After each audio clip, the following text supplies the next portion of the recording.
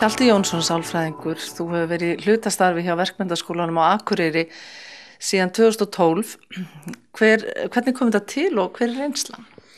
Það kom nú þannig til að ég var sem sagt að klára framhaldsnámið mitt í sálfræði við Háskóla Íslands og vantaði að vinna lokaverkefni og fekk upp í hendurnar frábært lokaverkefni sem að Pétur Mók sem er sálfræðingur upp á spítala setti eiginlega upp í hendurnar á mér og þar sem að ég var með hugræna atferlismeðferð í hóp og sem sagt gerði rannsókn á því innan veggja skólans í Verkmenntaskólanum.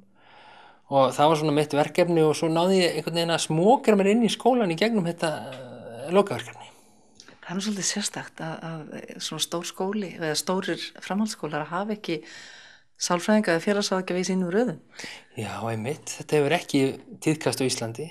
Ég veit að það hefur verið, bara ef maður horfir til Skandinavíu þá eru sálfræðingar starfandi innan allavega stærri skólana og ég veit að það hefur vegnað mjög vel og maður hefur verið að lesa sér til þetta og rannsóknir sýna það svona helsta ástæða erfiðleika í skóla þegar maður skoðar krakkar sem eru komin í framhaldsskóla eru einmitt kvíði, félagsleg vandamál, depurð, áfengisneysla eða vímuefnaneysla, allt saman hlutir sem að sálfræðingar hafa þekkingu til þess að díla við og hjálpa til með. Snýst þetta ekki voða mikið um sjálfsmyndina? Jú, sjálfsmyndin er svona grunnur að öllu saman. Ef maður er með lágt sjálfstraust þá er maður líklega til þess að spyrja ekki kennan ef maður vantar svar einhverju spurningu því að þá getur athyglin beinst að manni og maður vill ekki athyglin beinist að manni því að það er vandræðalegt og þá líður manni illa og þar af leiðandi fær maður ekki svörin við þeim spurning sem maður vantar og þar af leiðandi, það geti ég undir það að maður mæti ekki í skólan og það verður svo erfiðara að mæti í skólan eftir sem maður mæti minna því að þá eru athyglin meira á því þegar maður mætir en þetta getur allt saman undið upp á sig á alla kanta. Þau segja mér unglingarnir að það sé röð við dyrnar hjá þér, er það rétt?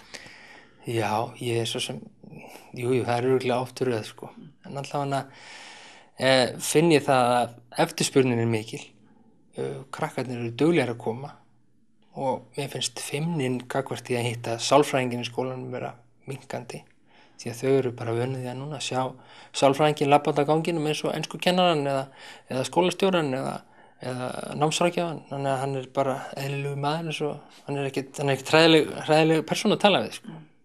Hvað er það helst sem að er á herðunum á þeim í dag, ungu fólki?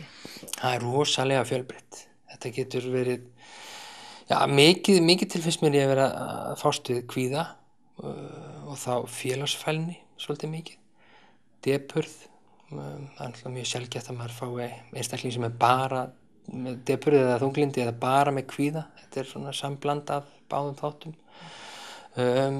Félagslegar aðstæður eru oft umfjöllunarefni, erfiðar aðstæður heima, áfengisneysla, foreldra eða ofbeldi. Þannig að þetta eru mál af mjög fjölbreyttum toga. Og svona mitt hlutverk er svolítið að vera til staðar, taka á móti, veita ráðgjöf og kannski svona meðferð í einfaldari málum og svo vísa áfram á staði sem eru til staðar. Nú er þessi framhaldsskóli svo tvískipti, það er annars vegar börn sem eru 16 og 17 ára og svo sjálfráði einstaklingar 18 ára eldri. Hvernig er staða 16 til 18 ára? Hún er dálítið flókin sko.